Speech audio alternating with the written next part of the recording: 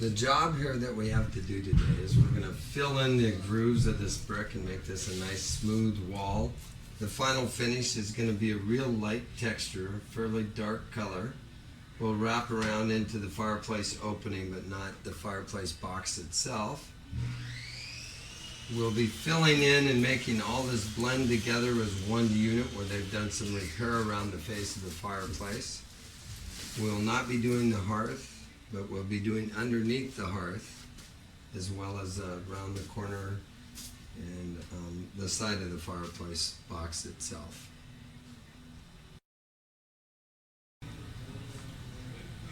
Okay, we've got our mix, and I want to show you the consistency that we're going for here. You want it wet enough so it can wet the surface good as you put it on it. And this tool I'm using is called the Hawk. Whenever you're doing vertical wall surfaces or overhead ceilings, these are pretty important tool to have. And then this is just a typical cement trowel with a hard trowel back to it.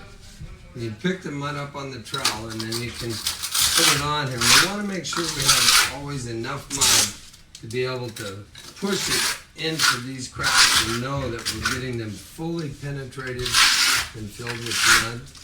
And you can kind of see here where I know I don't have enough mud. We'll make sure that we continue to keep the mud thin as we go. If we need to retemper it, we will.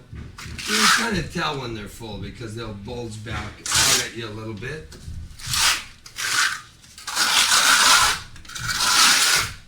Okay, you'll notice there's a little bit of a crack that seems to be running up by this repair that they did around the opening. So what we're going to do, just to make sure that we don't have trouble with that down the road, is we're going to feel that, kind of keep track of where it is. And then we're going to put some fiberglass cloth mesh tape over that I have. And the tape I have is a special tape that's used in the alkaline environments of the cement.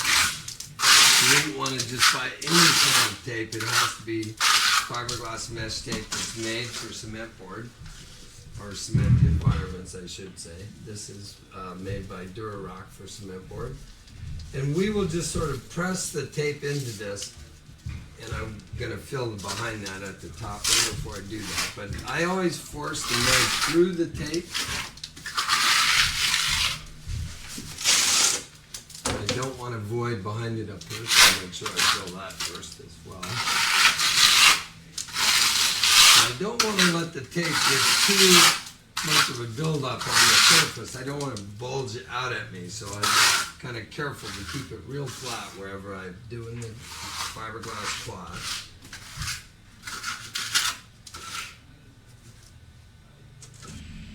Okay, we have an opportunity now to level this edge, so we're actually using a level as a straight edge and a level both here. I am having somebody help hold that, and we have the level set, so it's just flush at the top, and you can see it's out about 1/8 at the bottom. And I want this to end up totally level, so what I'm going to do is I'm going to fill this in right here at the bottom and get it filled in flush with the level. It's going to take me just a minute to do this.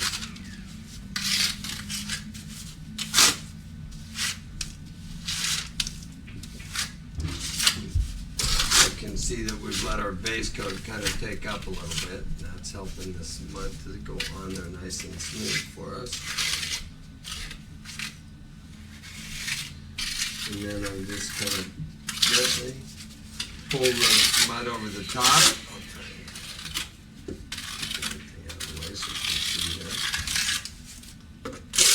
Now we've got a nice smooth surface to work from, and we're going to just gently pull the level back out of the way so that we don't disturb the edge. Clean it up just a little bit there, carefully pulling in so we don't pull it off. And that's how you straighten an edge. And we'll do that to all the sides of the opening to the fireplace so they have a nice straight opening to work from. Okay, we've let the wall take up pretty good now. It's not dry, as in cured out dry, but it's taken up and gone nice and solid for us. And this is our first coat, but we don't want to leave all these heavy ridges on it. So what we're going to do is we're going to just gently, with a nice straight edge trowel is what I have, I'm going to scrape those ridges off.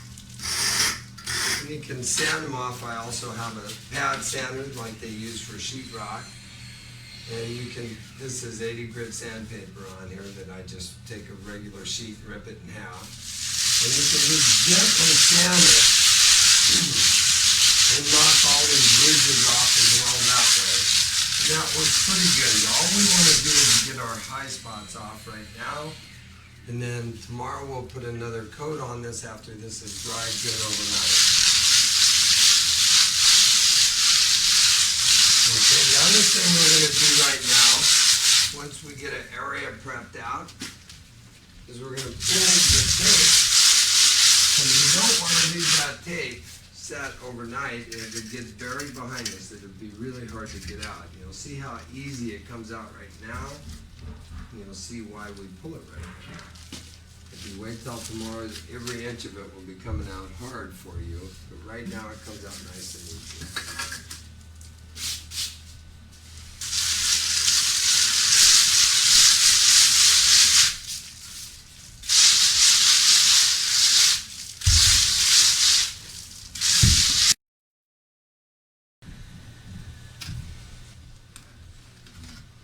Okay, well, we have our plaster mixed up now, and I don't know if you can see the viscosity good there, but it's a fairly loose mix. We want it to be able to wet the surface good and spread thin. And normally I will work, this is a hawk, I think we talked about that before. Normally I'll work from the bottom up, and I will be applying this fairly tight, so it's just about going on about the thickness of the sand aggregate that's in it.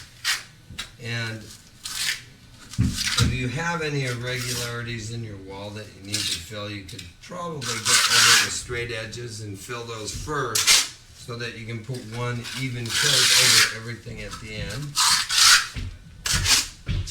And we'll put a nice smooth coat over the whole wall, and then we'll lightly sand it. So I'm not going to worry too much about little tiny tool marks as I go. I'll get those out when I go to sand it.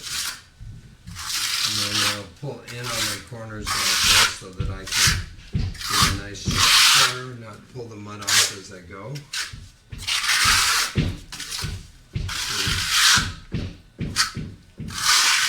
Okay, we just put the base coat on, or our scratch coat over the brick, and then we came over it with our second coat, which would normally be called the brown coat. And we still saw some brick lines there, so we went ahead and doubled up on that brown coat. And that was our mix with the 70 grit sand in it. We let it set up slightly, and then we lightly sanded it with the 80 grit sandpaper on the pad sander. We kind of went around with straight edges as we were doing it, just to make sure that everything was nice and straight, especially on the corners.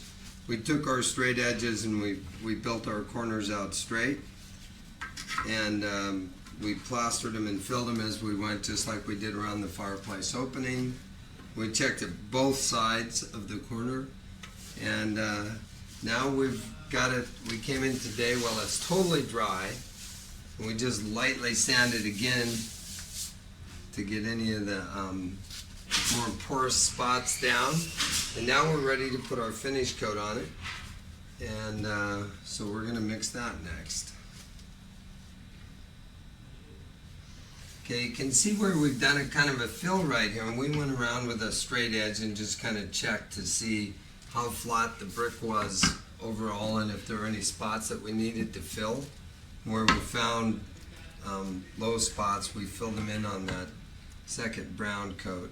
And you can spend as much time as you feel you need to, and as many coats as you need to get it nice and flat and get a good base for yourself to work over.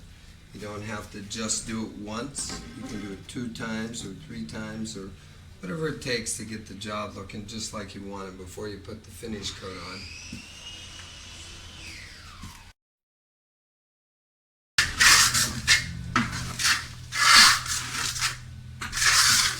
You know, in this finish, we're working with a fairly wet mix. And we're putting it on very, very thin. And I'm paying particular attention to the coloration on the edge. I don't want a lot of dark spots from where I drag it on real thin. And I like this sort of a natural look when it sort of squishes and looks a little more natural. That's what I'm shooting for. And I'm really trying to take sort of an artistic control of it as I get across here, but you could, as long as you do it all the same, it'll be kind of your own signature of how you do it. And I work from left to right.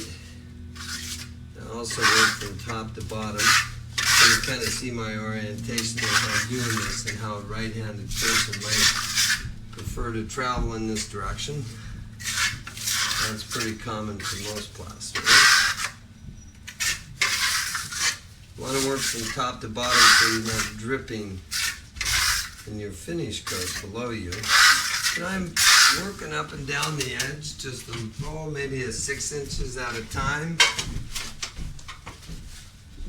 Blending it back into where I've been.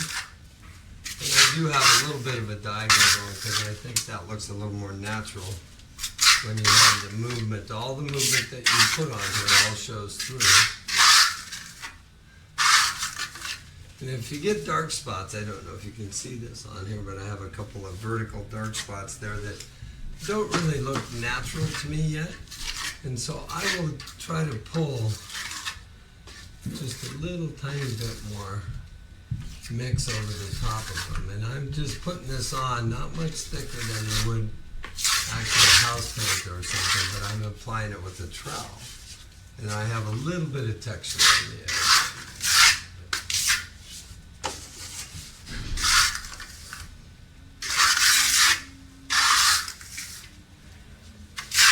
Okay, as we've gone along here, we're continually adjusting the viscosity of the mix.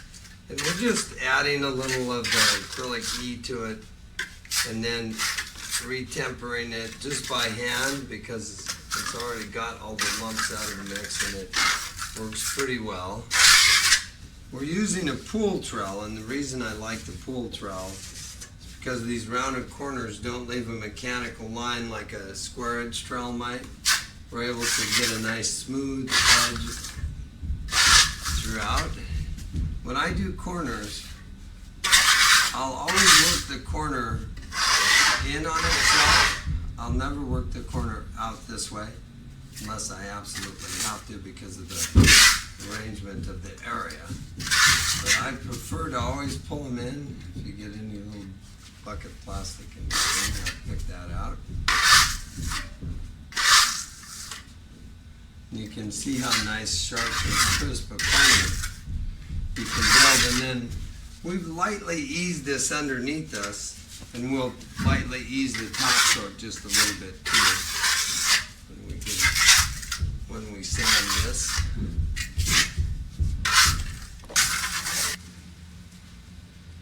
Okay, the owners decided to have us add coating this hearth out into the process. So we're going to put a thin, this is the sandstone hearth, and we're going to put a thin coat across it and then come back over it while the coat is still a little bit wet. And the texture on the hearth is about the equivalent of probably a 30 grit sand or something, maybe a 30. So it's not too rough for us. So we think we can coat it in one pass without doing a ground coat or a base coat under us. Then we're also going to take this rough face that the hearth has, and we thinned a little bit down, and we're coating it out and just using a brush on that, which is something you might not have thought of, but you can do for the rough surfaces. I've done crown and homes and things like that, other details using brushes. Then we can let that take up just a minute. And we can take the brush strokes out by just sort of lightly brushing it with our hand. And that will give it a real nice texture. And then we'll kind of work it down one more time a little later. We'll make sure we don't have any of the white coming through at all. So you can see how that's going to look real nice.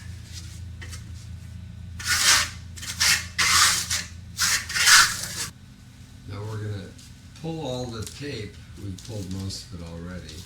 And always after every pass you want to pull your tape because it gets in behind the plaster. If the plaster is on top of it,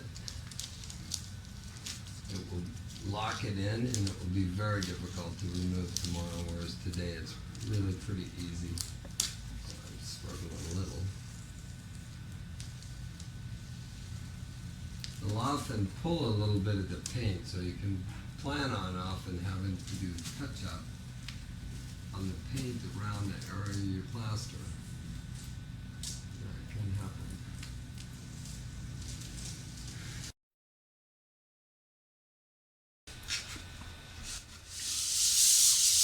Now the surface has dried overnight, and we're just going to lightly sand it. We're not going to get too carried away on the sanding. And I'm using a 180 grit sandpaper. And all I want to do is I want to take and knock the surface down so it feels smooth and take some of that roughness off for it to be easier to clean. You don't necessarily have to sand it. And then I have a maroon Scotch-Brite that I use to kind of blend my sanding marks in so I don't have to sand every little inch of the surface. And then I also have a pad sander with some 180 on it that I use on the corners, and I use this just lightly ease the corners in a little bit. You don't want to wear a respirator while doing it. Lightly ease the corners in just a little bit. I don't want to sand through to my first application on this finish with my base coat. But nice to use the pad when you're working on the corners because it'll make them straighter. But when you're working on the surface of the wall itself, you just want to freehand it with a piece of paper because you want it to be able to flow with the texture of the surface.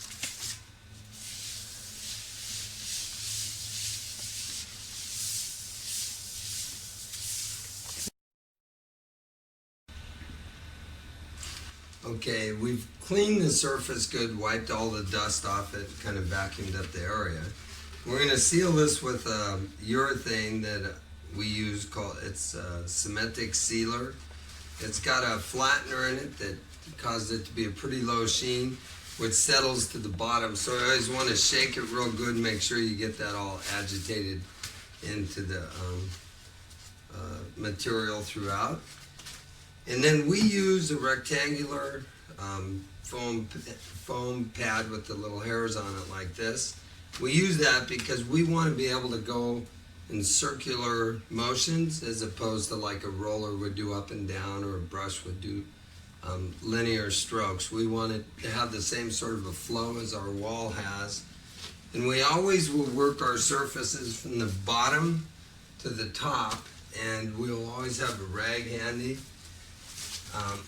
in case we get a drip so we can wipe it in right away. If you go from the top down and you get a drip, then to wipe it in, you still have to deal with how that drip is set up first. And we'll work to keep a wet edge as we go.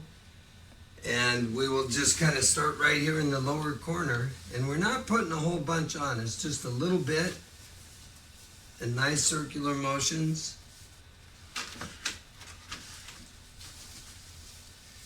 And then I can stop and wipe it in as I want. And I'll be doing the hearth at the same time so that if I get any drips on that, I can wipe those in as well. And I can stop with the rag and just sort of blend my surface and almost sort of buff it in. But I want to kind of make sure I keep a wet edge as I go as well.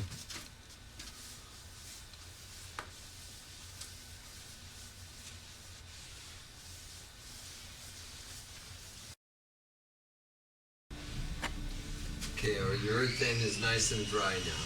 And we're going to just lightly Scotch-Brite it. I use the maroon colored Scotch-Brites because they're about 120 grit. And you just want to sort of break the sheen down a little bit. You're not trying to really sand the surface or anything. And just go over the whole thing real lightly and do that. And then, of course, dust it afterwards.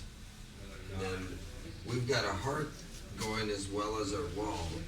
And so we're gonna epoxy coat the hearth because of the potential for it to get different stains going on it. And we use a water-based epoxy made by Kelly-Moore called Enviro Epoxy. It's a 2-part epoxy. It's 4-to-1. And you mix that up and you let it set for a half hour. We've got our mix already prepared. I've divided it in half, so half of it I've thinned down with the water. It's a water-reducible epoxy. So I'll put a coat on with the thinned out stuff first because that'll penetrate a little better.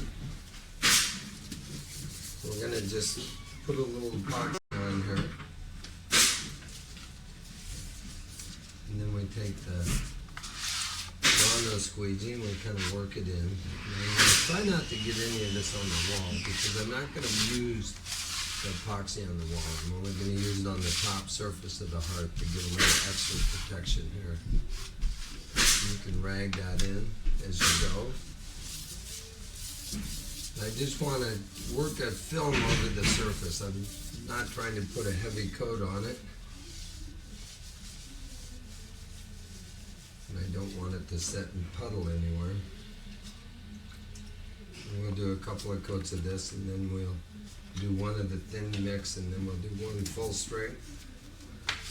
And then we'll come back over the top of that and Scotch-Brite that like we did the wall to knock the sheen off of it. And then we will wax the whole surface, the wall and the hearth and everything at once.